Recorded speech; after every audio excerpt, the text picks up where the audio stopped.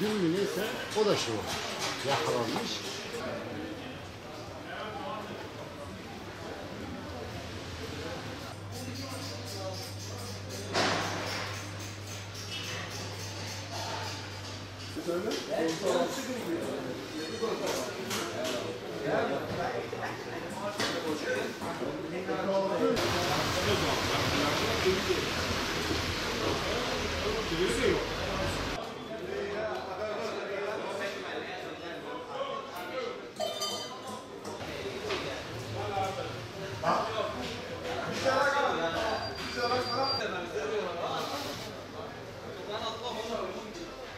Asırlardır çekiş sesi durmayan bir çarşımız bu halde.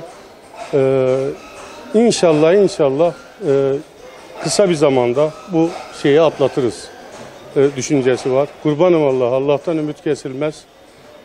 Allah'ım sağlık çalışanlarımıza ve bütün ekipmanlarına üstün başarılar diliyorum. Sabah saat karar aldık Gaziantep Bakırcılar Odası olarak. Sabah saat 10'da açıp kişiler yani arkadaşlarımız, ustalarımız saat 5'te kapatmaya. Fakat %90'ımız bu şeye uydular ve hiç gelmeyenler var. %90'ı. İnşallah bu şeyi de atlatırız Allah'ın izniyle. Peki şu anki sakinlik ve önceki hareketlilik arasındaki farkı nasıl anlatıyorsunuz? Çok fark var, çok. Yani akıl almaz derecede. Yani öyle %99, %90 demiyorum, %99. Yani siftah etmeden açıp kapatan arkadaşlarım var.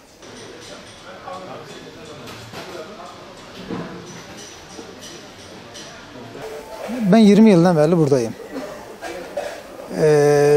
Bakırcıyız, biz kalaşçılık yapıyoruz. İşler acayip şekilde durdu. Lokantalar da durunca lokantacılardan ufak tefek bir ürünler geliyor, onunla kalaylıyoruz. Ama dışarıdan hiçbir insan gelmiyor. 10 günden beri siftahsız kapatıyoruz. Yani siftah yok. Boşa açıyoruz. Bazı esnaflarımız açık, bazıları da kapalı ama biz de geri belki bir umuttur diye de. İşte yok. Yani bu nereye kadar gideceğini de bilmiyoruz. Salgını bekliyoruz. Yani bitmesini bekliyoruz. Biteceğini de zannetmiyoruz. Yani uzun zaman sürecek falan diyorlar. Artık bir hükümetten, devletten bir yardım bekliyoruz yani esnaf olarak. Yani küçük esnaflara hiçbir yardım falan talep edilmedi. Bilmiyoruz ama inşallah bir netice çıkarsa biz de bir ekmek yiyelim yani. Bu salgın hastalık olmadan önceki işlerimizle şu an iş arasındaki farkı? Yok, çok fark var. Ben şu anda siftah yok diyorum. Bak 10 günden beri bu işin içindeysek hiç siftah yok yani. Esnaflarımız hiçbiri siftahsız kapatıyor. Ve de şu anda yani eğer bir hafta içinde biz böyle bu hale geldiysek yani bir hafta sonrasında yani çok kişi dükkanı kapatır gider. Çünkü iş yok. Kiracıyız. Dükkan sahipleri kira istiyor. Elektrik parası geliyor. Onlar kira istiyor. Yani her şeyi bilmiyoruz ama üst üste geliyor.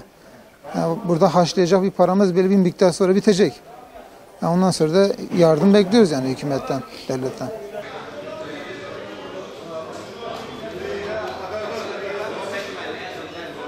Burası yoğun olan bir yer. Turizmin akım ettiği bir yer. Yoğunluk var ama şu anda yoğunluk yok, kimse yok. Çarşıda gördüğünüz durumlar malum yani. Kimse yok. Biz de ne yapak? Bura baba yeri olduğu için gelip gidiyoruz yani buraya. Yoksa kimse yok. İşçiler bile çalışmıyor yani. Yok. Durumlar koronavirüsünden dolayı bu şekilde kimse gelmiyor. Kimse yoktur yani şu anda bilmiyorum ne olacağını zaman gösterecek. Evet zamana bağlıyoruz biz. Dayanabileceğimiz yere kadar gideceğiz. Dayanamadığımız yerde de bırakacağız. Kapatacağız yani. Başka bir hepimiz çoluğumuz çocuğumuz var. Bizim bir yerden bir katkımız da yok. Bizim emek gücüyle gördüğünüz gibi o şekilde çalışıyoruz yani. Emeğimizin karşı emekçi bir insanız biz.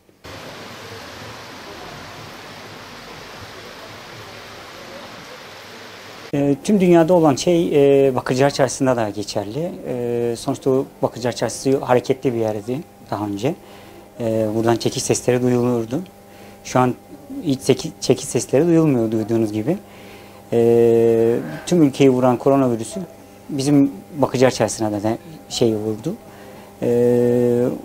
Ülkemiz olarak bu günleri de aşacağımıza eminim. Yapacak bir şey yok. Bu dar günde hep beraber olup el ele vererek bu günleri de atlatacağımızı düşünüyorum. Peki işleriniz noktasında düşüş nasıl? Bütün dünya genelinde öyle. Bütün siparişte iptal olan, sonuçta yurt dışı bağlantı çalıştığımız yerler var, maalesef ekonomik bir sıkıntı var ülkede, dünyada. Bunu da aşacağımıza inanıyorum ben. Bakırcılar Çarşısı sessizliğe büründü ama sonra tekrar işlerin açılacağına inanıyorum. –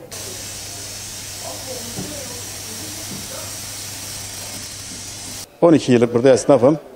Böyle bir sakinlik görmedik yani. İnşallah bu virüsten de bir an önce kurtuluruz da herkes de ekmeğinin peşine düşer. Gerçekten esnafımızın durumu da çok zor durumdayız şimdi şu anda. İşte nasıl diyeyim, devletin de bir el atarsa daha güzel bir şeyler olacak yani. İstiyoruz, çekiş şeserimizin yükselmesini istiyoruz yani. Vatandaşımızın burada gezmesini, alışveriş yapmasını istiyoruz. Artık. Siparişleriniz var mıydı bu işlerde? Hepsi iptal oldu. Siparişlerin hepsi iptal oldu yani. Ne yapacağımızı da bilmiyoruz yani. Artık buna devlet bir şeyler yapması lazım. Peki açıp kapatma saatleriniz nasıl oldu? Valla sabah eskiden saat 7'de açıyoruz. Şimdi 10'da açıyoruz. Daha 5'te kapatıp gidiyoruz yani. Ne yapacağımızı bilmiyoruz yani.